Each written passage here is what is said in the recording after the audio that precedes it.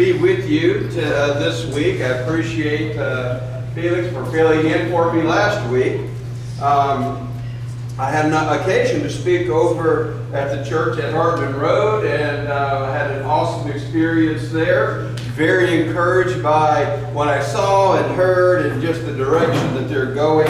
And I was very built up just by the song service, the content of it, because it really ministered to me. And anyway, I was very glad to be there, glad to be back. You know, it's interesting. Several people have mentioned Cheryl, and when you face your own mortality, that's always just a little bit. I'm not sure how to say it. That shakes you a little bit. It concerns you a little bit, and obviously that was something that Cheryl felt this last week as she waited on some of the information that the doctors were going to share with us. And so she started kind of giving the kids a little bit of a heads up of what things should be like and what she wanted, how she wanted them to act, and how, the mom instructions, you know what I'm saying, right? And one of them got back to me. Okay, she said, now if something happens to me, I want you to be sure that your dad doesn't become a hermit. And I said, well, what is she thinking, But anyway, she probably knows me better than I know myself. So, but I heard that, and I kind of started, I thought, oh, that's too much, that's too funny. But she probably knows me better than I know myself.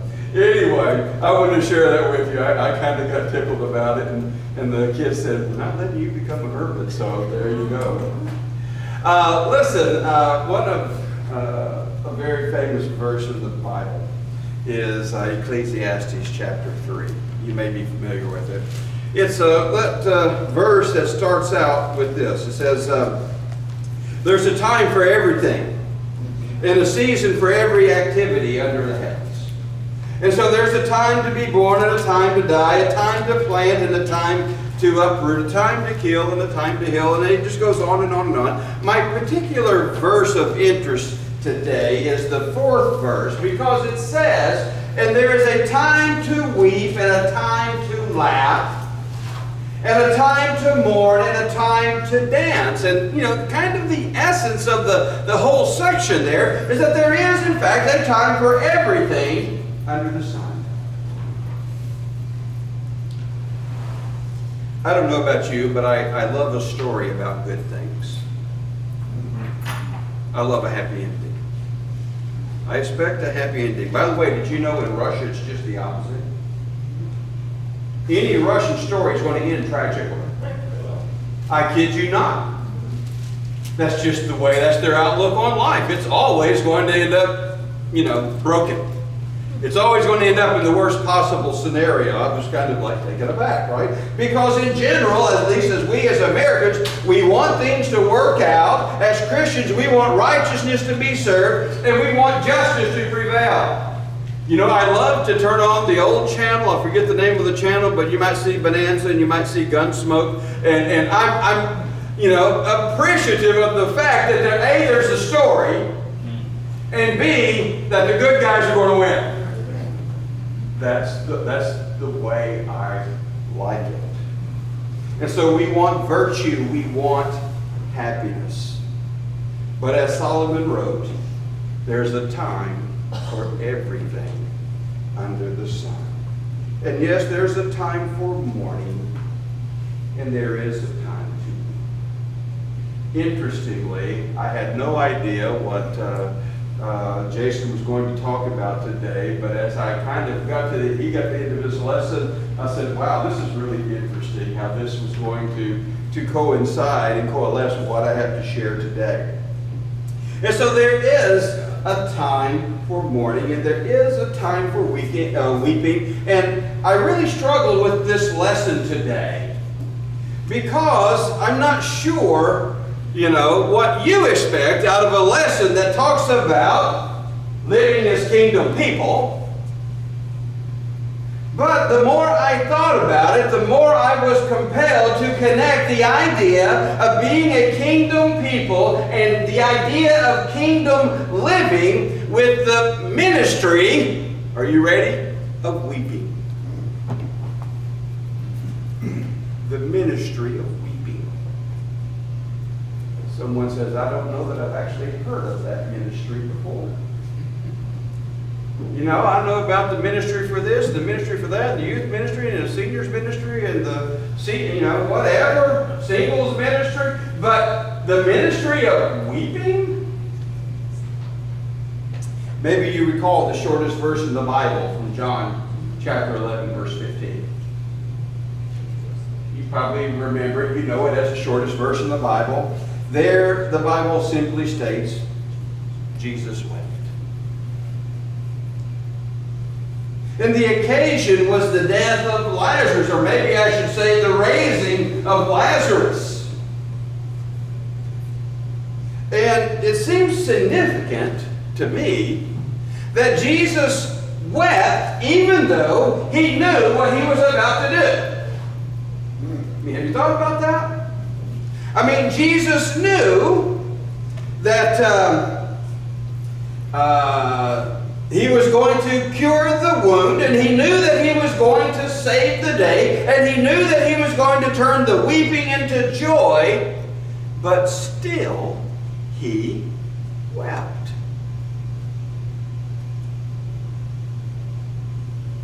Have you ever wondered why Jesus would weep when he knew that the whole scenario was about to be undone and God was going to be glorified as a result of all of those events?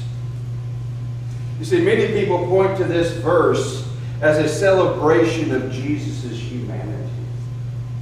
They refer to it as Jesus' identification with our reality and our mortality, because guess what? That is our reality. So he weeps over the uselessness of it all. He weeps for one, or when he weeps for one, as he weeps for one, he weeps for all. It isn't just Lazarus that Jesus is weeping for. He weeps for our collective failure. He weeps for our universal rebellion against God and all the suffering that comes along as a result of that rebellion. He weeps for all the suffering that's visited on man as a result of all the unrighteousness past, present, and future. And the moral of the story is this: the righteous mourn over the evil among men. Maybe that explanation helps make the connection I'm striving for today. The righteous should mourn. The righteous must mourn over the evil among men, the evil that is practiced and the evil that is expanding within our society to this very day. The righteous mourn over the evil. So there is a time to mourn. Mourning needs to be a part of who we are and what we are about as a kingdom people. There's a time to pray against evil. There's a time to militate against the evil. There's a time to confront it. That is what righteous people do. That is what a kingdom people do. To do less. To be indifferent.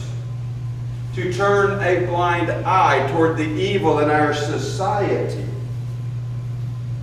makes us unrighteous. It makes us part of the problem. Have you ever heard that famous saying that for evil to triumph, It is enough for good men to do nothing.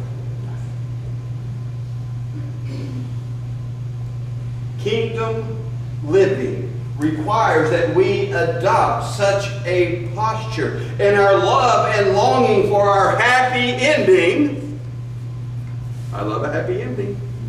I love to focus on the happy ending. I want to focus on things that I find edifying and things that I want to talk about and the things that I celebrate and the things that bring meaning to my life. Do I really want to concentrate and give myself and my time and my effort to combat and confront the evil in this world? You see, the ministry of weeping really doesn't accommodate our happy ending kind of faith and our desire to make faith about what we get next. Guess what God's going to do now? Guess how He's going to bless me today? Every day I get a new blessing. Well, that may even be true. But that may not be the sum of it. Because righteous people, kingdom people, will, by necessity, mourn over evil. But it's just not evil. There's more to it. It's also suffering. As kingdom people, we should weep over the suffering. So you have, if you would, evil on one side, but guess what? Evil apart, there's a whole big wide world of suffering in the universe, and we are all touched by tragedy and illness and injustice at different times. And God is aware of that. And God is concerned about that. And God is merciful toward all who suffer. And so Peter writes, cast all your anxiety upon Him. 1 Peter 5, verse 7. Because He cares for you. So yes, there is cancer. And yes, there are other diseases. And yes, hospitals are filled, as are the prisons. There are tragedies. There is senseless violence and randomness. There are accidents and wars and abuse and mass shootings and systematic oppression. And yes, there is hunger and crime and victims to all of those things. There is pain and heartbreak and betrayal. And like Jesus, we should participate in that suffering by owning it with our tears. See, this is what righteous people do. This is what kingdom people do. So we make it our task to intercede. We make it our task to relieve suffering. We make it our task to bring healing and reconciliation. We make it our task to bring hope. That's what kingdom people do. And isn't that an interesting prism to kind of reevaluate your whole Christian faith? It's not just about where I go on Sunday.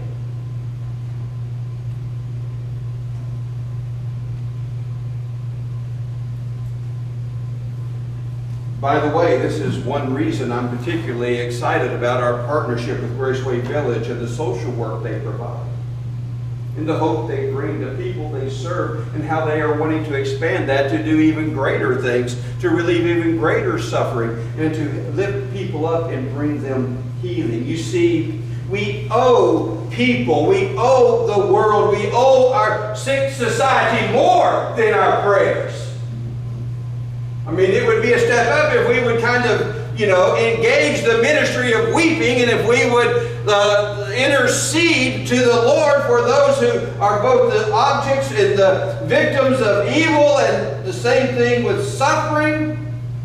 But we owe them more than that. We owe them, as kingdom people, we owe them the rolling up of our sleeves participating in that suffering and wading into the middle of our society's injustice and people's despair.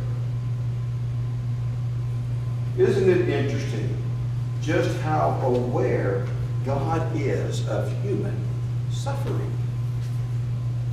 I mean, you can go back and you see it throughout the Bible. One of the best examples comes from the Old Testament. And interestingly, that the Old Testament is where we typically go and conclude something like this. You know, in the Old Testament, God was just sadistic. And in the Old Testament, God was kind of a warmongering kind of person. He was hateful. I mean, he told them to do things which we look back and it's offensive to us. And then we read Exodus chapter 3, verse 7. And the Bible says there, and the Lord said, I have surely seen the affliction of my people, which are in Egypt. And I have heard their cry by reason of their taskmasters, for I know their sorrows.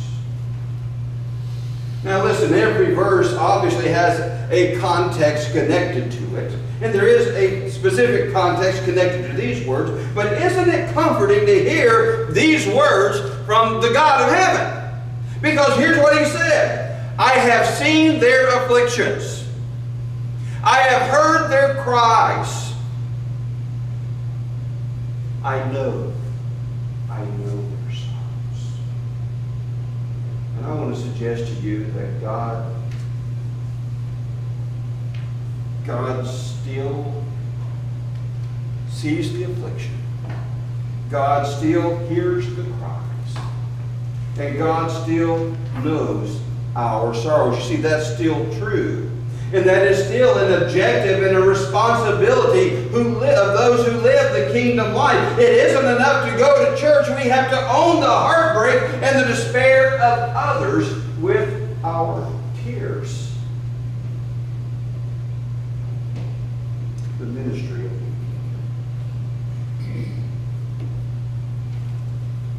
who have you cried for lately?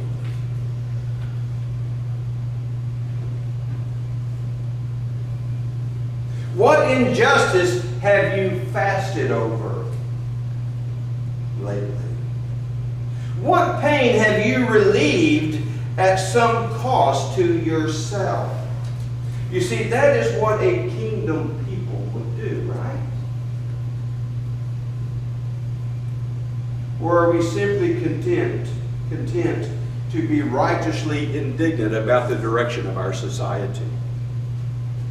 You know, we can do that, right? We can do righteous indignation. We're good at that. But will we persevere in prayer for it?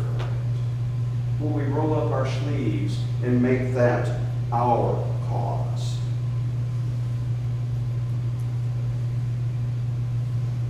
I mean, what good is it to be righteously indignant about the direction of our society if we will neither pray nor lift a finger to be part of the solution? I remember Ezekiel chapter 9, verse 3. There Ezekiel records this event for us. There it says, and the Lord said unto him, an angel, he said, go through the midst of the city, through the midst of Jerusalem, and set a mark on the forehead of the men that sigh and that cry for all the abominations that are done in the midst thereof. Did you get that? He says, look, I want you to go through the city, to go through Jerusalem, and to set a mark on the foreheads of the men that sigh and the men that cry for the abominations that are done in the midst of the city. And so that man leaves, then he turns to the other angels, and he says, now you go through the city, and you smite, you kill everyone that doesn't have that mark on their forehead. You see, Ezekiel was pronouncing God's judgment on Israel, and the only ones who found mercy in God that day were those who sighed and who wept over the evils of their society. So what am I saying? Hey, living as kingdom people means that we are actively involved in interceding and bringing reconciliation and bringing hope into a world that is consumed with evil and a world that is consumed with sufferings. The only ones that found mercy that day in Ezekiel's story were those who sighed and wept over the evils of their society. They were inconsolable as they saw what Israel, the betrothed of God, had become in their day.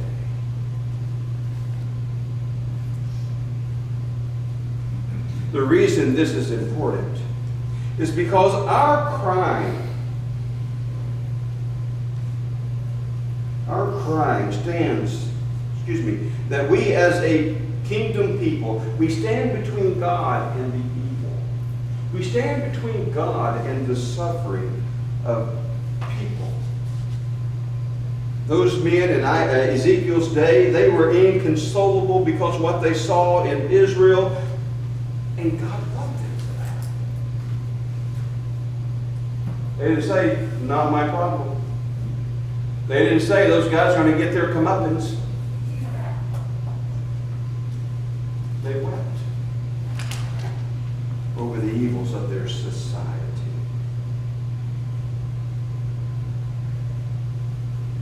God expects kingdom people to own the tragedy, to own the hurt and the despair of everyday people, and He wants us to own it with our tears.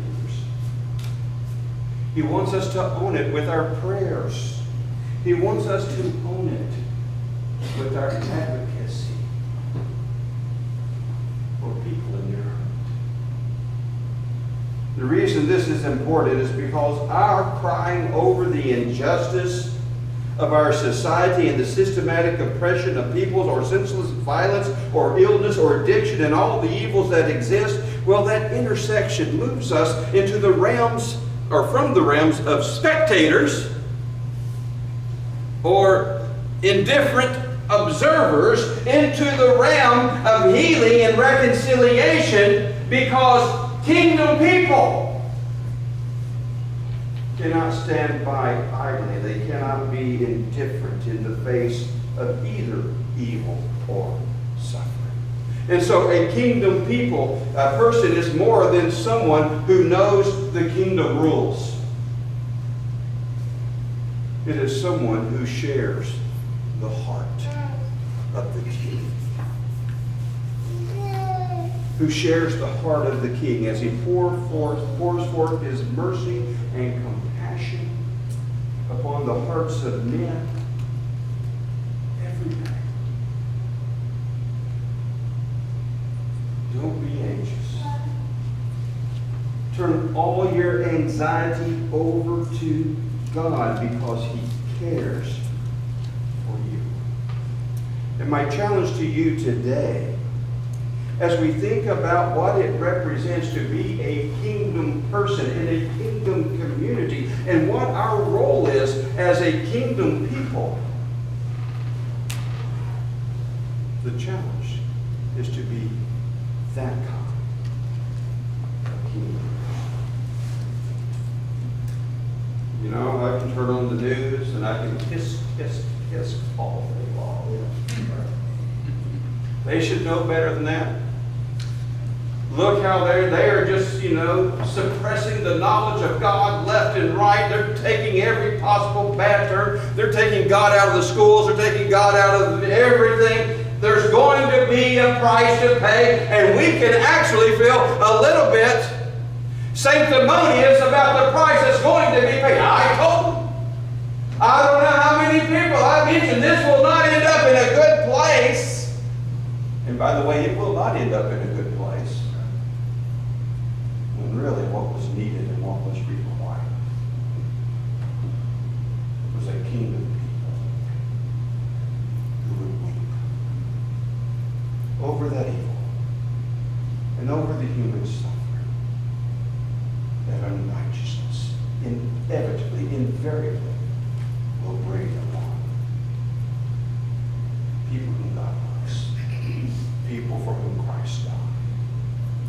I don't know about you, but I would like to think I'm a kingdom person.